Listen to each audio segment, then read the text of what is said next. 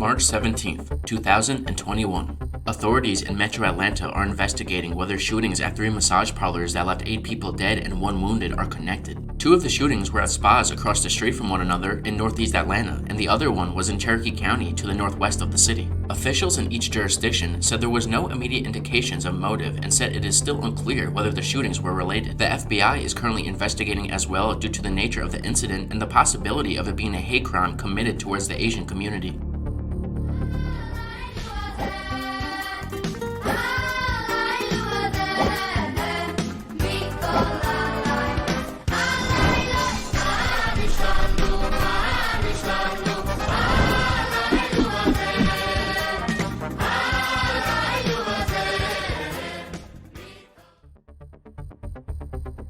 Iranian state TV has aired footage of what it said was a new Revolutionary Guard base, a missile city armed to the teeth with cruise and ballistic weapons. Inside the underground facility appear to be advanced munitions, including scores of missiles lined up along concrete walls. Outside the base hosts what the Guard said is an electronic warfare equipment, including radar, monitoring devices, and simulation and disruption systems.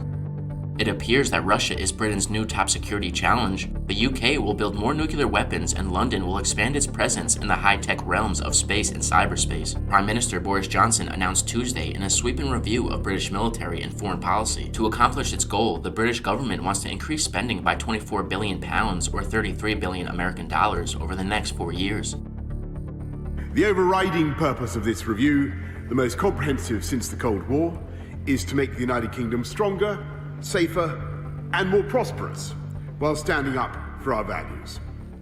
Our international policy is a vital instrument for fulfilling this government's vision of uniting and levelling up across our country, reinforcing the Union, and securing Britain's place as a science superpower and a hub of innovation and research.